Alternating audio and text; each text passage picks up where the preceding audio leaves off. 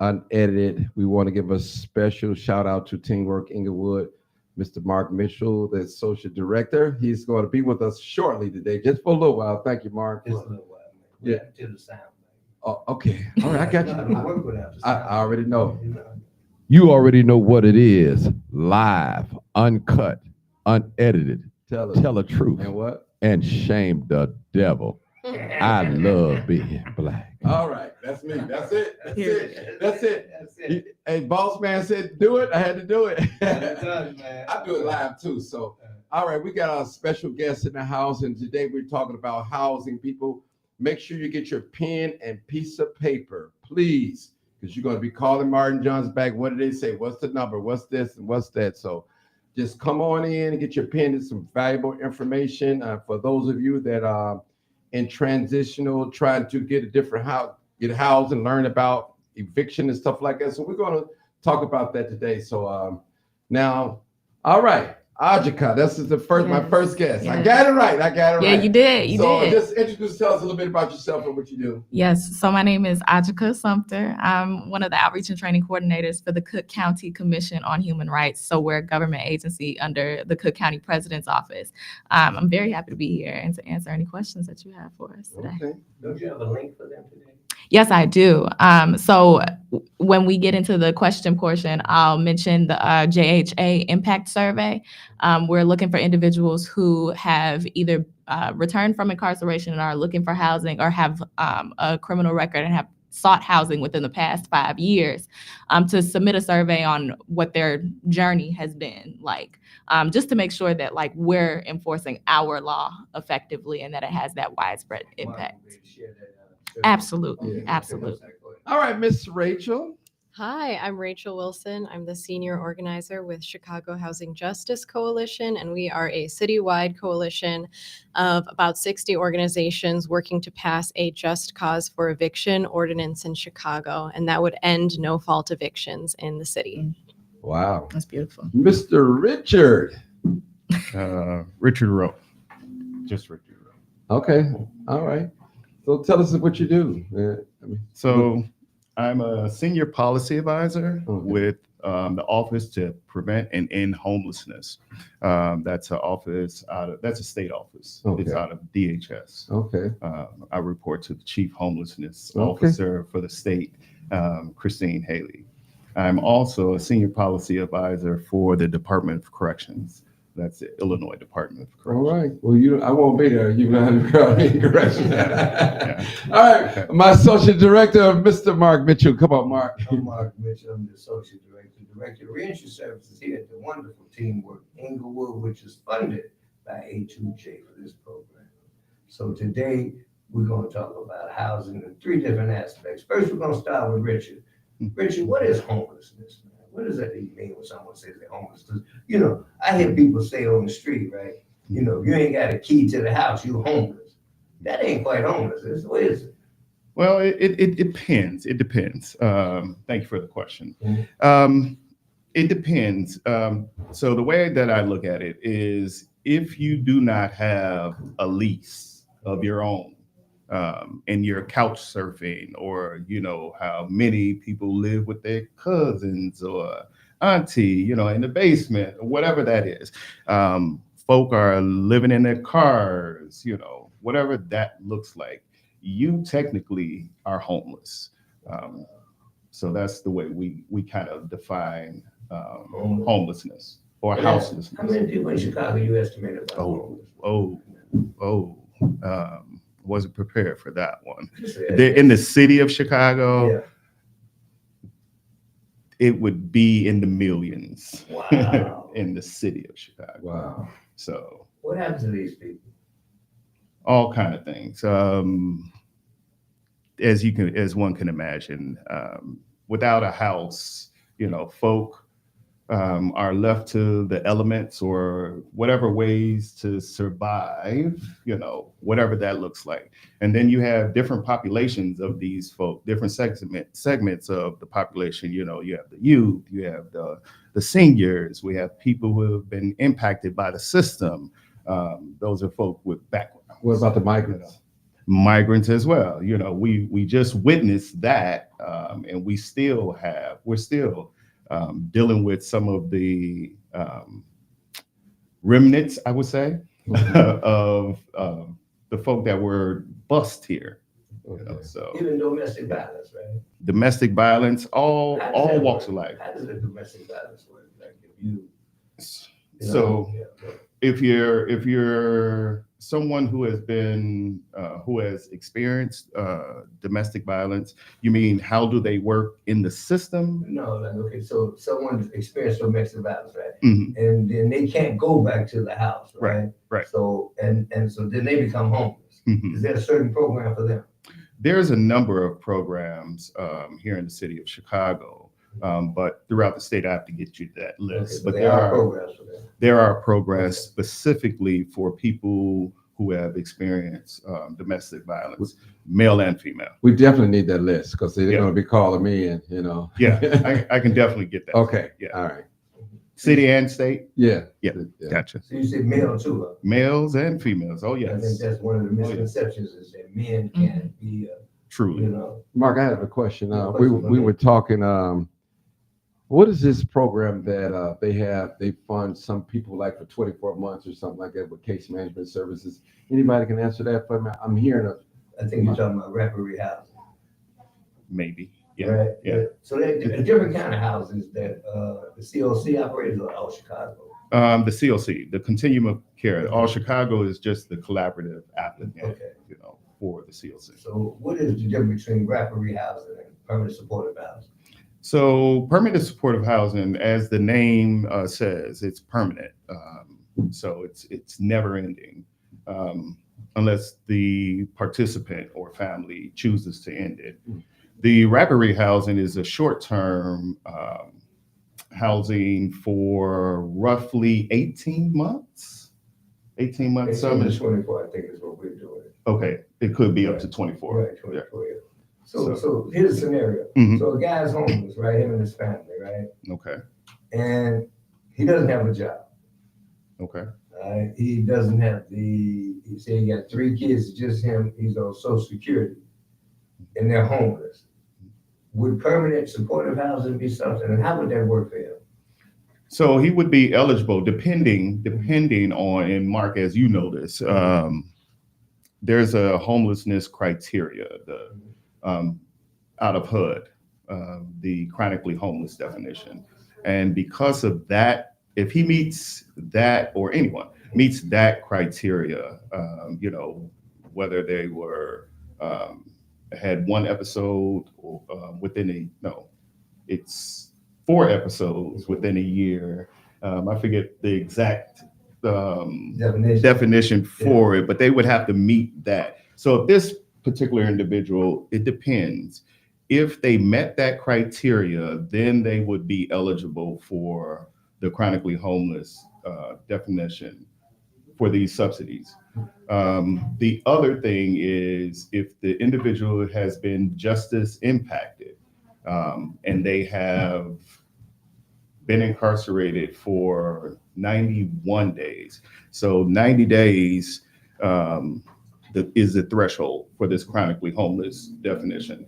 And if you've been incarcerated for 91 days, our system considers you housed, which is ludicrous. But this is something that we have been fighting, trying to advocate for. And that's why I come in right. there. Because like you said, normally the individuals that are detached from incarceration, we can't place them in either our referee housing or permanent supportive housing because they don't fit the definition of homelessness because incarceration didn't count. So Richard has been an advocate on changing that. Staunch advocate. Right, you know, on the fact, because if I'm homeless, and most of the people I see who are homeless, because the average age of people coming out of IDOC now is 39 years old. So whereas 20 years ago, a person might have been able to come stay with you, your brother, right? But you ain't letting a 39-year-old out. You know, it just ain't gonna happen. Mama might, but then she might not. So these individuals, what happened is they don't have a place to go. They're put in an IDOC contracted transitional house for anywhere from 2 to 3 months. After which, they're on the street. They're either back in their life trying to find somewhere to live, or they're Pacific Garden. And Richard has been working with us to change that so that they do fit the definition of homeless at the time they count that they were incarcerated. And if they are homeless and have nowhere to go, that they can be housed. So we're running a pilot with that now, and hoping that, that makes a difference. Because remember, if I come out of prison and I have nowhere to live, and I have nothing, I become a threat. Yeah. To you, to myself, to everyone, I become a threat. At some point, I say those two words because, a returning residents, we got that national anthem too. And it's two words. Once we say them two words, all bets is off. I become a different person. I have no house, no living, no family, nowhere to stay. Even if I get a job, I'm still homeless. So, Richard has been great working with us on that. So, but like I said, that's one of the things we have to, there are a lot of, like I say, 1 million people, right? Or more. Over 1 million people I didn't in think this of that. country. Do you know how many teenagers? Because I know we got I can get the numbers for you. Okay, but- cool. I need that too. Yeah. Is that high? Oh, for sure, absolutely. Because I talked to some CTA, the ones that drive the train, and they said it's a lot of teenagers be on it like 12, 2 o'clock in the morning, sleep. Yeah, and there are programs. What Mark was speaking of, the other piece to this that I failed to mention.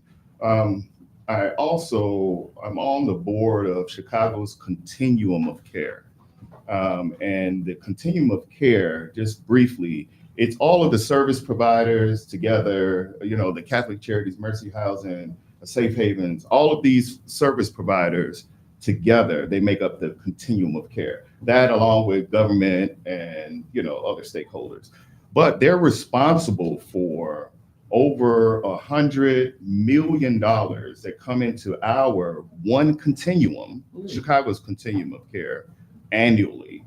And what Mark he participates in a line of action. So there's currently 5 lines of action. And what the lines of action are from the continuum's perspective, they're saying that these are the 5 things that are important to us. Not that other things aren't, Right. but these are the 5 things that we are going to put resources into. And one of those lines of action we just stood up last year is the reentry line of action. And that's near and dear to my heart. I was advocating for over a decade trying to get that. So we have that now, and Mark is a part of that. And what we're doing is part of the focus of that particular line of action is trying to identify resources and strategize on ways to house this one segment of folk who have otherwise been left out of the equation for years, and that's people who have been just as impacted, who have, others would say, people who have records, so these are the individuals that they're in our system, they're in the homeless system, but where they show up is in the shelters for the most part, because once they are released, they don't meet the criteria for a subsidy, which many of them could just use. That's all they need is a supportive housing, permanent supportive housing subsidy. Some might want home ownership. There's so many different things, but that has never been available to them because of those rules that I mentioned earlier. So this line of action, and I'll finish with this particular line of action is focusing on finding solutions for that segment. And one of the solutions is rapid rehousing. And that's where Mark, one of his programs is. Quick question. What about the critical mental ill? Right, the people with SMI and so serious mental illness. In our homeless system, everybody, is there. You'll find all segments. So people with health conditions, behavior health conditions, substance abuse, people with mental illness. So all that's what's in our system. So these are the folk who we are trying to find solutions and house these individuals. So currently, I've been watching the news like everyone else, right? Especially with the president, right? Is there a threat to this program? A perceived threat, maybe? A perceived threat, and I would say that, you know, if you've been watching the things that are coming out of DC, a lot of that is around DEI, you know, diversity, equity, inclusion, and actually they took some money from some providers, TA providers, because of language, you know, in their missions and the work that they're doing.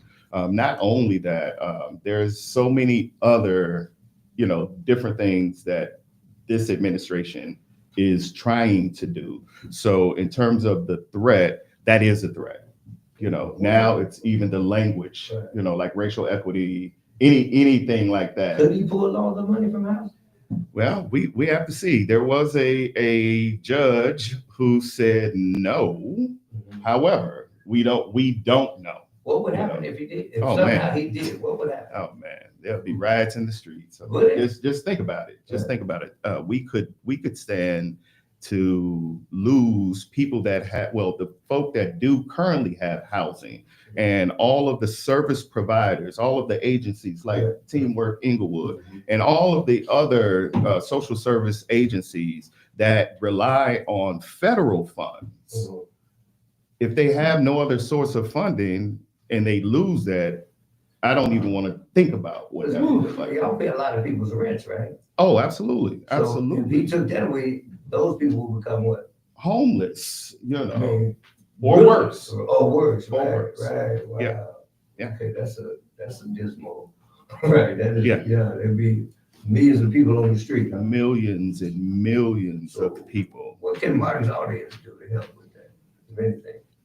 One, I would say tap into the continuum. If this is Chicago based, our continuum of care, and I'll make sure you have that information. Getting involved, the advocacy. You know, I don't watch very much news.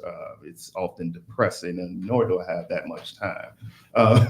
But there's been movements. You know, people are protesting, advocating. You know, your legislators, they need to hear from you. You know, around these things, because the purse string. You know. This is where it falls. Okay, so I think we'll switch for a minute. Okay, that's good. He'll got me depressed. No, he got me scared. You scared? I'm depressed. Listen. President, don't cut that money now. Cut that money, I want to be able to come outside. I'm a crowd chaser, so I know it'll be political. We got a lot of work. Oh, my goodness, Every man. crime on every block. Every block. Can't pay their rent. I mean, because I know people who his program is housed, right? That would not have a place to live. I'm talking about in my family. I'm talking about the problematic people in my family who, if they didn't have subsidized rent payment, you know, they'd be in trouble. Yeah. You know, because they can't come stay with me. I'm just telling you right now, they can't come stay with me. They just can't. Well, they're gonna wait till you go to work. I You know, get in your house. You know, they was all they had company when I was gone. It was just, you know, they gonna come stay with me. So let's throw it to you. Say her name. Mark. Say her name. Mark. Ajika. You talk to us about the just housing amendment. Yes. So Cook County, as far as we know, is the first county in the United States that has protection for people who are returning from incarceration to ensure that they don't experience any unfair housing denial on the basis of their justice involvement. So that could be an arrest record, that could be a conviction record. We want to ensure that people have access to housing without the fear of their criminal background being used to unfairly deny their housing application. I have a question real quick. I want to cut you off. Now, I'm going for a new place.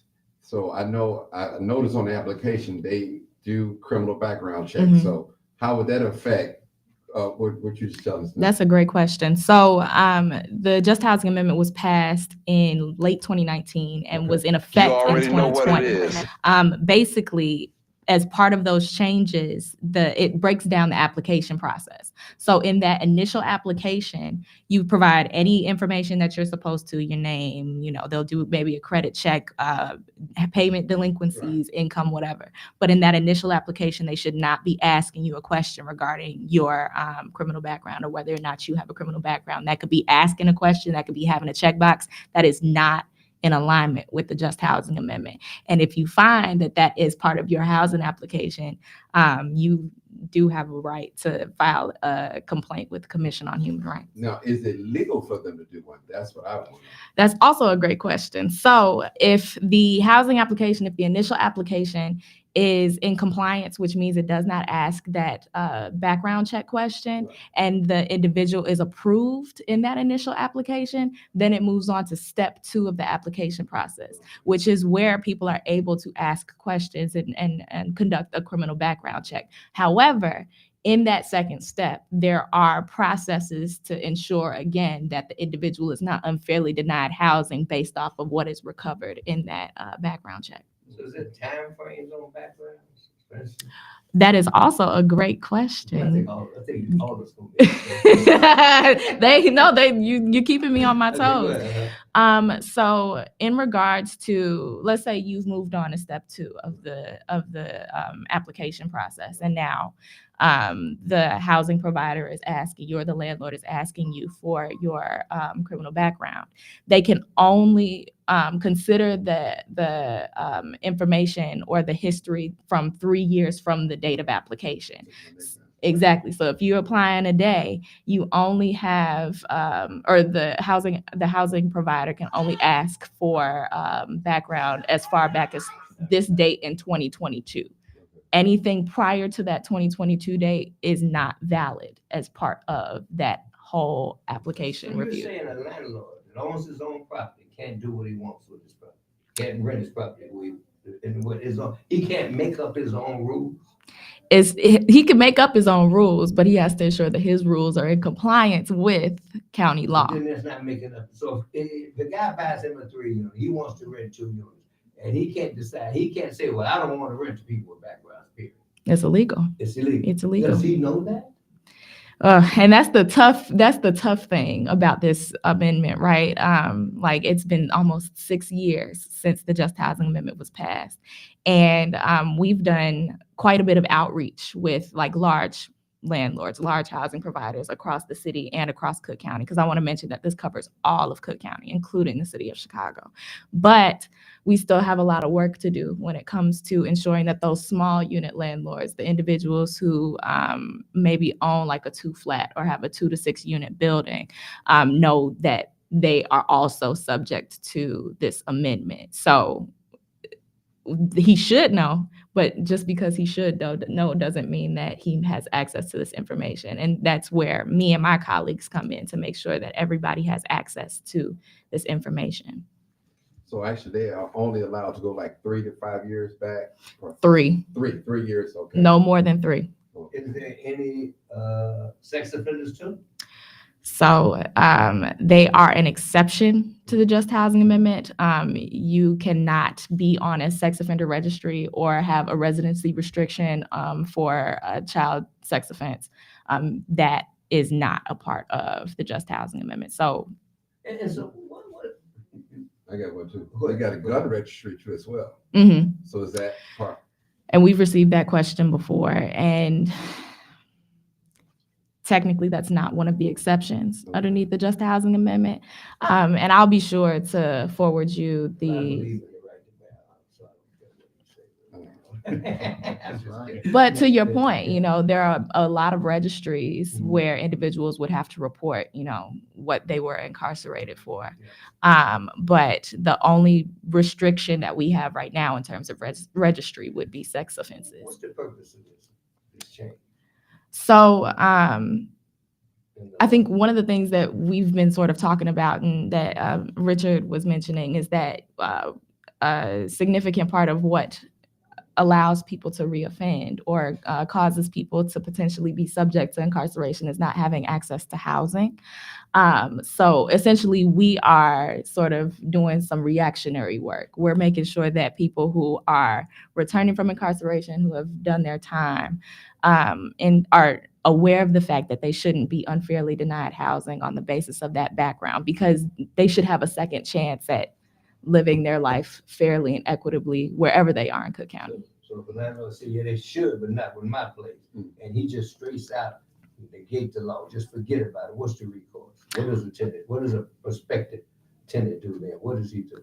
So there are several options. If you want to, it depends on what you have the time and the capacity for. So let's say you want some immediate action.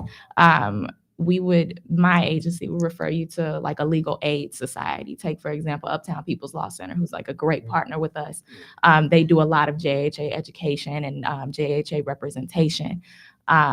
You could reach out to them and they would bring a case against the landlord or the housing provider that may have discriminated against you.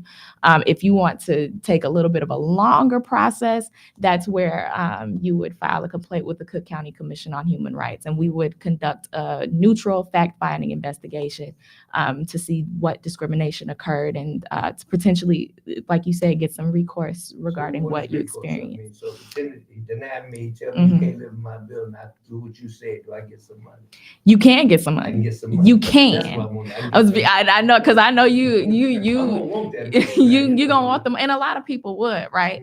Mhm. And I would say, it's a case by case basis. So some people may receive some sort of settlement, some sort of compensation for maybe like legal fees and witness fees, but that could also turn into having a direct settlement with the landlord or the housing provider. It could be the restoration of housing. So say you were denied that unit, but that unit is still available. The ruling could be that you end up in that unit or in that home. No, I have a question. Maybe I missed it. Just use myself. I'm just coming home from prison. Mhm. Okay. Just got accepted into the reentry program here at Teamwork Englewood. Now I'm looking for a place to stay, but my record is still fresh. I wouldn't be able, you guys would be able to assist me. That's not necessarily the case. Okay. So if you have something obviously that appears within that 3-year period, and we call it the 3-year look back period, that would have to be part of your total application. It would be evaluated as part of your total application. But revisiting step 2 of the Just Housing Amendment, if something is recovered from within that 3-year period, the landlord is obligated to conduct an individualized assessment.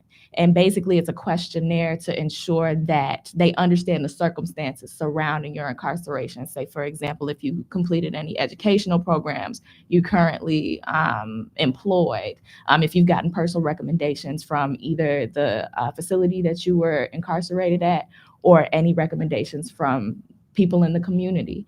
They would have to take into account what they recovered, as well as a bunch of other supportive documents to ensure that you're not being unfairly denied that housing. And if they don't conduct that individualized assessment, or they violate any other process in the overall housing application, that is grounds for filing a complaint with us.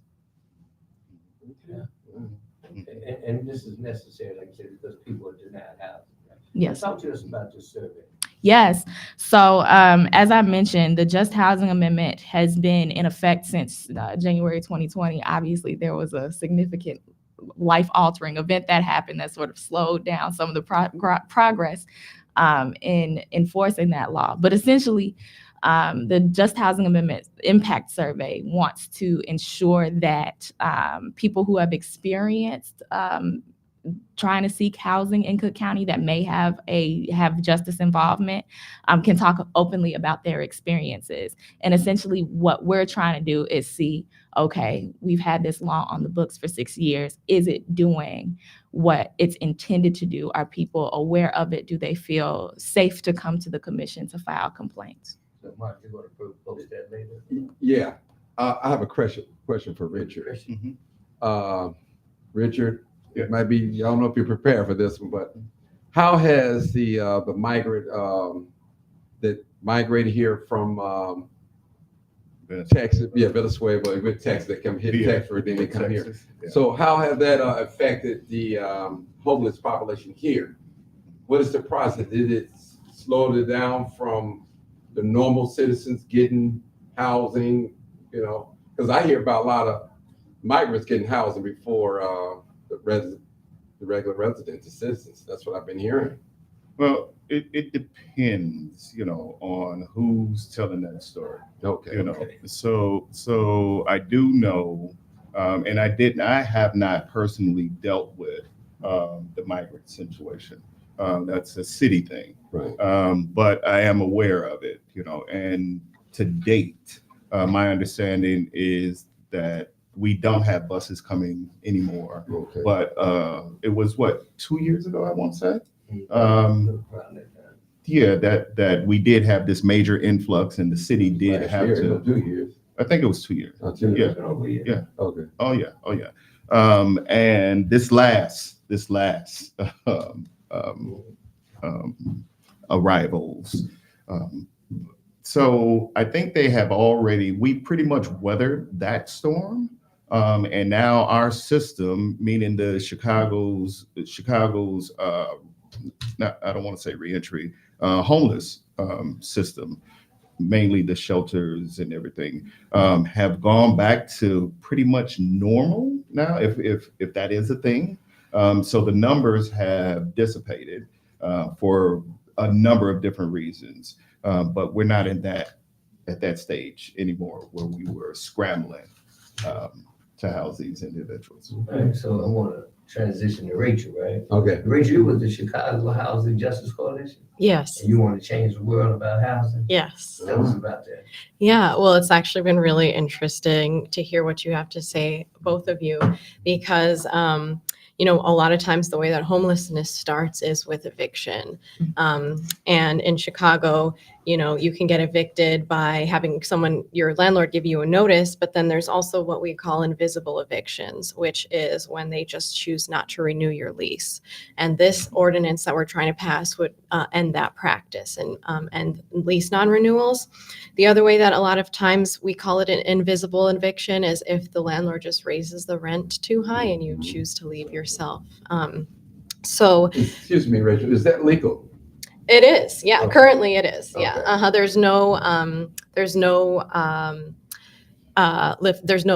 They're trying to lift the ban on rent control. Some other folks, there's no rent control statewide in Chicago, yeah.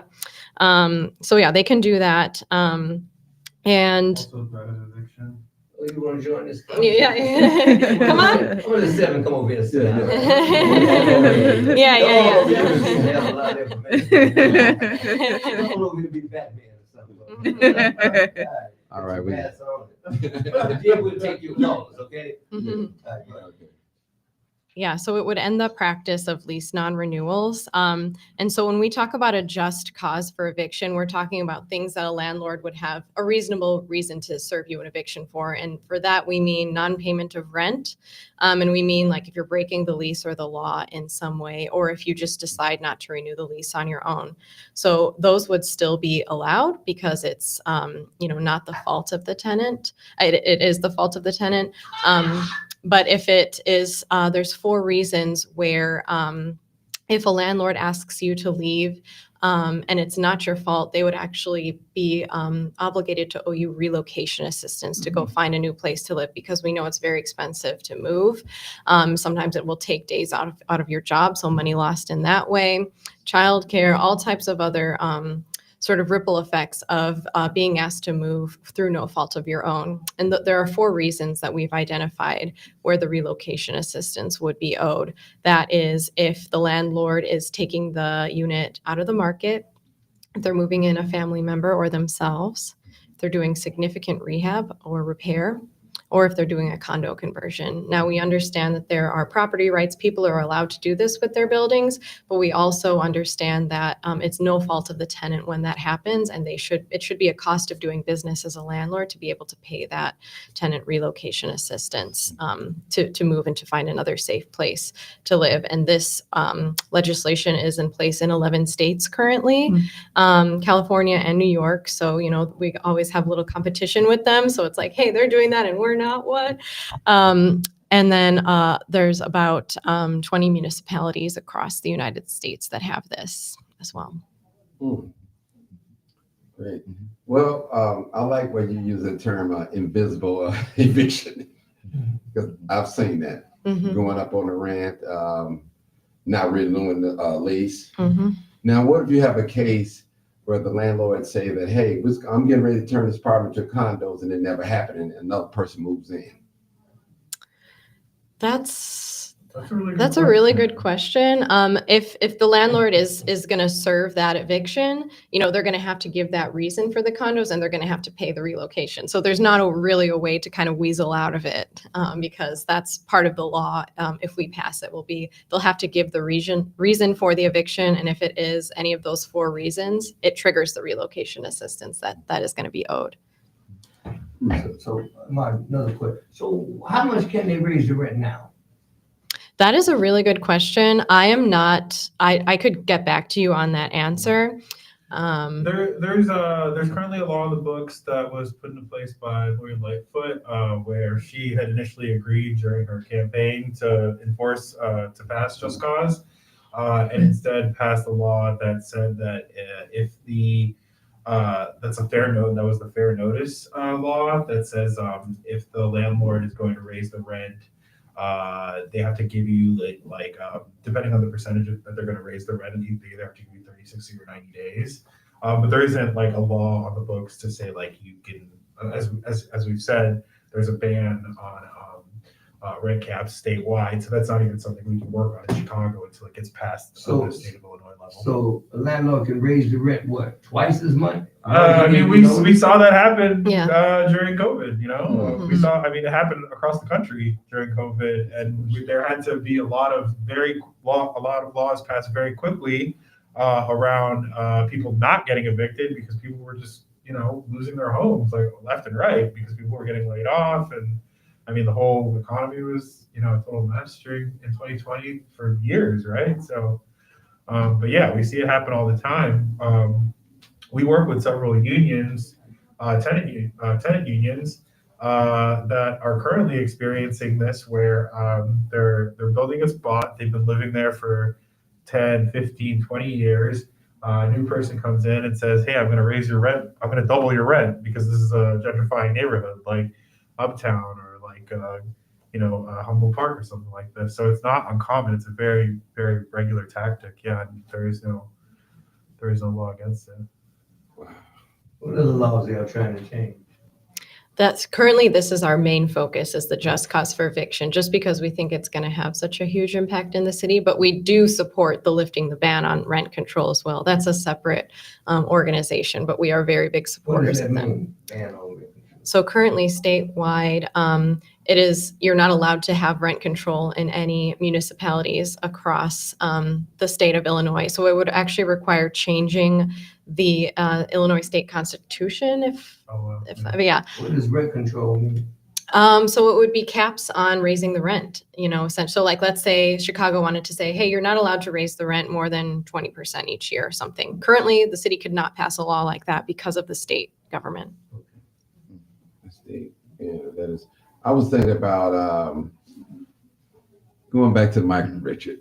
I have a question now. How hard? Well, we'll just go back to the pandemic. Okay, the pandemic. Did that devastate the housing situation? Maybe somebody can explain. You seven or Yeah, for sure. I mean, that was on our system. Our system is already underserved. Well, there's a great need of housing to house the people that are currently in our system. Now you double or triple, whatever that amount of folk that the influx of those migrants who were immediately just injected into our system, of course, that impacted. There was an impact, and we're still, dealing with that. But the numbers have been reduced. You know what I'm saying? Because a lot of these individuals have either moved on or they're housed. But there's a housing shortage. So Is there though? I mean, there are more empty houses than there are homeless people. yes, but are those empty houses able to be rented or bought? You know what I'm saying? If we're talking about, if you're from Chicago and you drive up and down these streets, especially primarily on the south and the west side, Absolutely. you see all of these boarded up or abandoned. Those are not meant. But we in the current also state. see in neighborhoods, again, Mhm. like uptown, Mhm. huge residential buildings, Mhm. high rises that have been empty for years because we have speculative buyers, developers buying them for cheap and waiting for the neighborhood to gentrify and just not renting them out to anybody, like actual ready to be rented out home. And we see this across the country. Mhm. There are something like 3 or 4 times as many empty homes in this country as there are homeless people. And also, just to speak to what you were asking about the quarantine and the pandemic, Mhm. I started working with a lot of homeless folks around that time, where I was, me and a group of my friends were just going out to some of the encampments, the 10 encampments that you see all over the city, and just talking to folks. And the number of people that was when I really started working a lot with homeless folks, just outside of my job organizing. And you would see so often people were just like, yeah, I lost my job. And because of, layoffs, all the massive layoffs that happened during quarantine, 2-3 weeks later, they're out of their home and they're on the streets. I don't think that most people in this country realize they are 2 missed paychecks away from being homeless. We are, all of us, so much closer. Something like 75% of the country lives paycheck to paycheck. We are all so much closer to being homeless than we are to being billionaires, despite what this country wants to tell you about opportunity and raise it, climbing the ladder or whatever. And these people just, it really humanizes them, because I think there's also a thing that happens, and maybe you've seen this as well, but there's this thing that happens in society where we dehumanize homeless people. We're like, oh, they're crazy, or they deserve it in some sort of way. Being homeless is so traumatic, it will make you crazy, regardless of how your mental health is beforehand. People are like, oh, why do they drink? Why do they do drugs? I don't think that people have really conceived of how traumatic just being on the streets all day, especially in a city like Chicago, is. So I mean, we're still recovering from this for sure, absolutely. There needs to be a whole lot more work that's being put into it, which is a real shame about, the real shame about the Great Chicago Home not being passed. Yeah, you bring up a number of good things. So one of those things in that I'd like to pull on that thread, is it's really getting at, or speaks to, the root causes of why people are homeless, why people become homeless. We do a lot. Our system, we're trying to address all of these different things, but in my opinion, we could do better at addressing some of the root causes, for people experiencing homelessness. You mentioned that someone said, yeah, these people are, how they characterize people are crazy or whatever. Let's stop and back up some, right? And think, and don't take this wrong, but just think about when we began to close down those mental health facilities. Absolutely. So where did those folks end up, right? We did pass the ballot box treatment on trauma. I was working on this campaign about a year and a half ago. So we often forget these things, you know what I'm saying? So a lot of these folk end up in state penitentiaries, We got rid of halfway houses too. Not all, no. Mhm. But my point in this is, if we just don't skim over and actually interrogate the data, and ask those questions and remind ourselves, we're in this time where the next shiny thing, we kind of lose focus of, but just remember what these things are and how we got there. And let's revisit those things and question, what are we doing? Why did we do this? And a lot of these things we caused. Now, I have a question for you, Richard. Sure. I'm just picking on Richard today. Sure. I don't know. No worries. Have you guys have done any research on disparities? How many blacks, how many whites, Hispanics, migrants in the homeless population? Glad you brought that up. So there is a Black homelessness report that it was done by the Office to Prevent and End Homelessness. Okay. They sponsored that. And I'll make sure if somebody, I don't have my pen, if you make sure, I'll make sure you have a copy of Please. that. Yeah. And that talks about Black homelessness, Okay.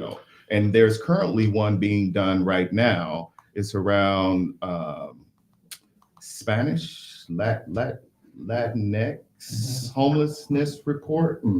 That's being done right now as we speak. The University of Illinois, I want to say that they're doing this. I could be wrong there, but there is a report, and I will get that to you. And please share that with. I will share it. I promise you guys. What does the report say?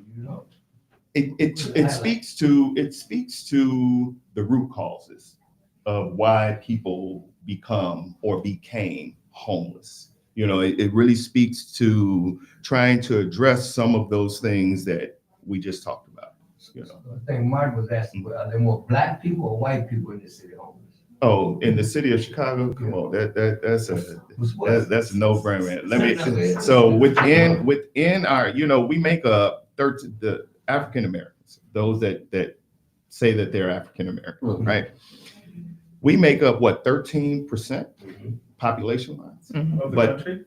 Yeah. Mhm. And in the city, I think it's 20 I something think it's closer to 30, almost 30%. It was around 30. It's been going down for the last 30, Yeah. 40 years. Within the city of Yes. Chicago. Right. Now, in our Chicago, and when I say Chicago, we have 19 continuums of care in the state, but I'm only speaking of Chicago's continuum of care, our COC.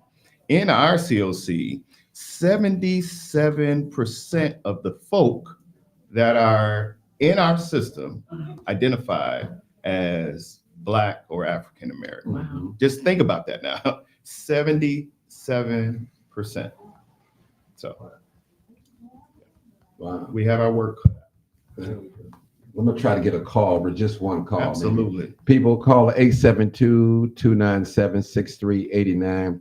We're taking maybe one or two callers because we're running over time. So 872-297-6389. We're taking any calls for anybody have any concerns about what was being said today. They promised me they was gonna get the information back to me. So I'm gonna hold them to them. So that's the call number, 872-297-6389. Call that number, and I want to hear from you. I definitely want to hear from you. So, but while we're waiting on them, I didn't get your name. You said 7, right? Yeah, So 7. what you do, exactly what you It's, do. I'm Rachel's co-organizer at Okay. the Chicago Housing Justice Okay. Coalition. I've been with the organization for about 2.5 years now. Okay, great. You're very knowledgeable. Miss Rachel, did you leave out anything? Well, yeah, I think I just wanted to go off of what you were saying with the 77% homeless population. It's also, not surprisingly, the same for evictions, where we have data from the Law Center for Better Housing, LCBH. They're one of our huge partners. And the rate of eviction for majority Black neighborhoods is so much higher than it is for majority white neighborhoods. So it's like, I think 9.5 at its highest. And that's in majority Black neighborhoods. And then for like Lakeview, it's like 0.8%. So it is a huge racial justice disparity issue as well. No, I don't have the numbers, but I know a person that served evictions, and they said South Shore has the highest eviction in the city. Wow. Mhm. So I don't know how true that is, but I talked to a server person that I've heard that. Yeah. I've heard that. Yeah. South Shore, Yeah. Englewood here, with Austin, Garfield Park, obviously. West Side. Yeah, West Side, Yeah. South Side neighborhood. Yeah. So more importantly, it's important to interrogate that data to find out. Let's get at the root cause. Why? Why is that? Why? We know the numbers, we see this, but once you get to the why, that's where, in my opinion, that's where you can begin to address, the poverty and whatever that is, And then the last thing that I'll say is it's really a underinvestment problem. So 7, you mentioned like the regentrification, Humboldt Park, the north sides, the north sides, they're saturated with resources, right? So now you look at the west sides, look at the south sides of Chicago. These are where a lot of these landlords are, right? And agencies and others buying to rent out, in these areas. But look at the resources. Where are the resources in Englewood? Where are the resources on the west side? That's what I mean, that underinvestment. I mean, you guys right here, all of you guys have information. I've never heard of none of this information, really, to be honest with you. Even I'm a navigator here at Teamwork Englewood, but I didn't even know about this, the things that you guys was doing with the homeless people until we had that conversation a week ago. So the information need to get out. That's right. That's why it's important that Mark Mitchell has been. It took me a minute to pull Mark. You need to be a part of this. Be a part of it now. I love it. In the work that you're doing. One of the things that Richard was talking about, y'all can hear me, is that there's a certain amount of land that the program will pay for it. Okay. And 7, they won't pay the rent amount they have on the north side. They're not going to pay $4,000 a month for a homeless person to live on the north side, because someone else on the north side would be upset that you're paying $4,000 for this guy to live there. So they have to live mainly on the south and west side, right? So that's one of the things. Richard, close with what they call that, the pit. Oh, the point in time count? Yeah. So for those of you who aren't familiar with that, what Mark is speaking of is, it's called the point in time count. This is a snapshot, and the city conducts this once a year, and it's usually on the coldest day of the year. Sometime in February, I want to say, or it could be January. Haven't participated in that in so many years, but I think it's January. I know it's January or February. One night where they go out and count, everyone that they can find.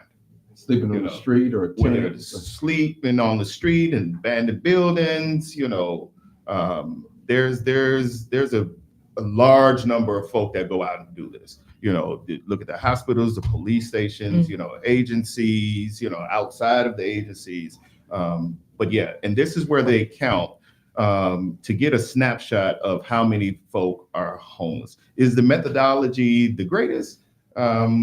One can make an argument for or against, Because how would they know if they stand in the building, somebody inside there? You would know. Exactly, and then you have encampments, people under the viaducts and bridges, all of that. So that's what they try to get out and count. But yeah, that's all I'll say about that one. Can I respond? Sure. So when you were mentioning just about the reasons why there are disproportionately high rates of eviction in South Shore, Austin, Auburn, Gresham, Garfield Park, and then we have neighborhoods like Lincoln Park that have less than 1%. Eviction rate, where the neighborhoods that I'm talking about are like 8-9% per year. I think that's something that Rachel and I and our coalition have been discussing lately is just the building, the idea of like Black wealth and the ability that this country allows us to build Black wealth, and how it's been denied for 150 years, 200 years, right? Because a neighborhood like Lincoln Park, older folks will know this, Lincoln Park used to be Puerto Rican. Now it's all white people. Now it's multi-million-dollar houses, right? Nothing but multi-million-dollar houses. Meanwhile, at post Great Migration in the 1920s, during the 50s and 60s, we've got Black folks moving out to the West Side, right? Buying houses for cheap in the 60s and 70s, just like my father did. And now that, for example, in a neighborhood like Garfield Park, where people have owned these houses that they bought, and have owned for decades, now that the property taxes are going up because people are moving into these neighborhoods, they're getting evicted now, and they're being denied the ability to build Black wealth. And I think that that's something that we've really been trying to think about with our ordinance, and something that I think is like a root cause of why You think? I'm So speculating here, but so I know you. I don't know time wise, but let me just. But that's a whole nother segment. But We'll have to come just back think to about that too. just think about. You said generational wealth. Mhm. And this Black Mhm. homelessness report that I will get to you. Okay. We speak to that, as well. There is something about that, and this is what I mean by interrogate the data, right? And also, and white homes being worth something like 3 times as much as the average Black home. so I'm trying to get there. Yeah. So what I'm saying is go back to our country, what we did, HUD, the Housing and Urban Development, right? I know you know about redlining. And if you don't know about redlining, there's a great book by Richard Rothstein. It's called Redlining. This is where our country, right, gave out these loans, to build a house or to buy a home, to buy some land. But there was a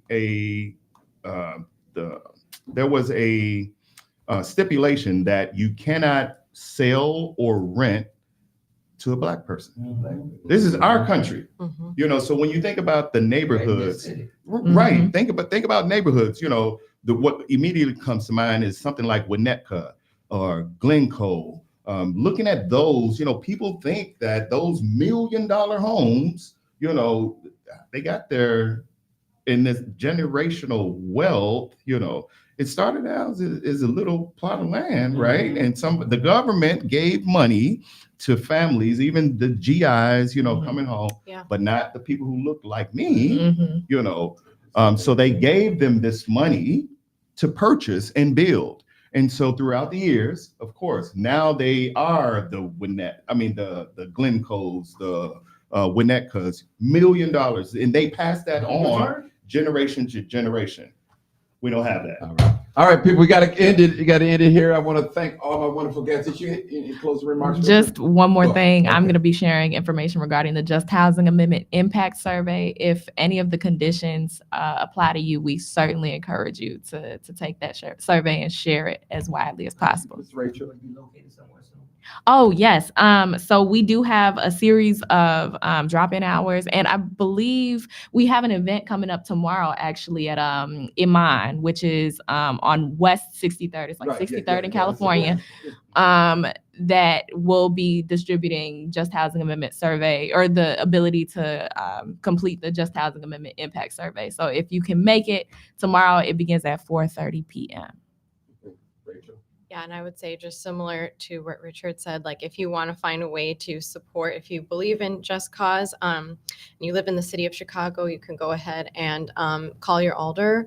We currently have support from 21 alders. And if they do support it, give them a thank you because they're working hard to support us. But yeah, we just need as much support in city council as we can get. All right, I want to thank all my wonderful guests today. Thank you, Mr. Mark, Teamwork Englewood, for coming there and allowing me to do that, and all other organizations that's represented here. You already know what it is. Live, uncut, unedited. Tell the truth and shame the devil. I love being black. All right, thank y'all so much. Share the video.